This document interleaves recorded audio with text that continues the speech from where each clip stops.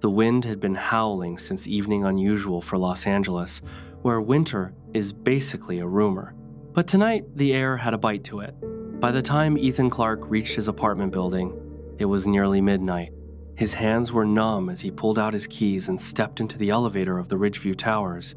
His friends had warned him about this building. Good apartment, awful history. People hear things, see things. Ethan had laughed it off. Urban legends, nothing more. Inside the elevator, he pressed 17. Before the doors even closed, the button for 18 lit up. He hadn't touched it. A cold shiver crawled down his back. Then, suddenly, the entire elevator panel lit up buttons flashing from 1 to 18 like a glitching heartbeat. The elevator ignored all of them and shot upward. Ethan's pulse hammered. It finally stopped at 16. He bolted out and sprinted to his friend's apartment, pounding the door until it opened. He didn't explain a thing. For a few days, nothing happened. The man in the elevator. Then one night, Ethan worked late again. As soon as he stepped into the lobby, he felt it that same cold, like icy water running down his spine. Inside the elevator, in the back corner, stood a man. Tall, pale, emotionless. His face was completely blank, almost wax-like. Ethan said nothing. Big building could be a neighbor, he thought, but then the man stepped toward him. Slow, silent, intentional. The doors opened just in time. Ethan stumbled out. When he turned back, the man was gone. That night, as Ethan tried to sleep, a whisper slipped through his mind. You shouldn't have laughed. The roof. A week later, around midnight, Ethan returned again. This time, nothing happened in the elevator. But as he climbed the stairwell, he saw a man heading up toward the rooftop door. The same man. Why would anyone go to the roof so late? Ethan dumped his bag inside his apartment and went after him. The rooftop wind was freezing. LA sprawled beneath him, glittering, beautiful, and wrong. Because in the far corner, that same figure stood at the edge, back turned, staring down. Ethan took one step forward. The man spoke without turning. You saw me, didn't you? Ethan froze. Do you want to know who I am? The voice was off, like it had been stitched together from two different people. Then the man turned. A hollow smile cut across his face. I'm the reason no one stays on the upper floors. Ethan backed up. The smile widened. I'm the one they left behind. The man vanished. Ethan ran. The haunted apartment. Back at his floor, Ethan knocked desperately on a neighbor's door.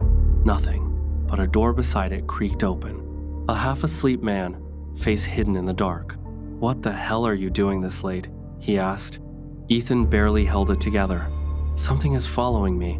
This place is wrong. Something's in the elevator. In the halls? The man sighed.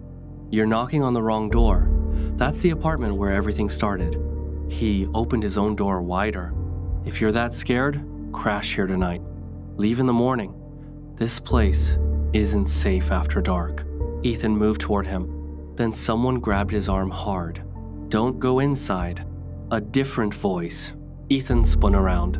The haunted apartment's door was slowly opening by itself. The man in the dark whispered, I just saved your life. What really happened? Ethan demanded answers.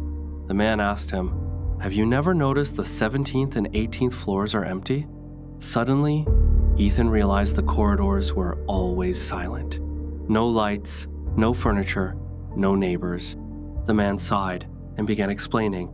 Years ago, a resident named Michael Turner had lived on the 18th floor, a quiet, responsible man who worked in a lab. One day, he fell violently sick. Medical tests revealed he had a blood-borne infection, the kind that makes people assume the worst. Neighbors avoided him. Co-workers stopped speaking to him. Even his family moved out, ashamed of something he never did. He insisted it happened from a contaminated blood transfusion years ago. No one believed him. Isolation shredded him. Heck hit his job. He stopped eating. His mind collapsed under the weight of abandonment. One morning, his wife found him dead. He had slit his wrists. Months later, she died too, heart failure triggered by trauma. After that, residents started seeing Michael. Some in the elevator, some in the hallways. one on the roof. People fled. 17 and 18 became permanently empty. Locked, dark, dead. The man placed a hand on Ethan's shoulder. "Pack your things in daylight. Leave this building. Don't stay another night." Ethan nodded, shaken. The man helped him downstairs and even waited while Ethan got into an Uber. Ethan finally asked, "How do you know so much about Michael Turner? And why can you live on those floors when no one else can?" The man smiled faintly. "Because my name is Daniel Turner. I'm his son." He paused. "And people still don't understand misfortune isn't contagious. Loneliness is." He stepped back, hands in his pockets. "That apartment on the 18th floor? The only one still open?" He pointed up. "It's mine."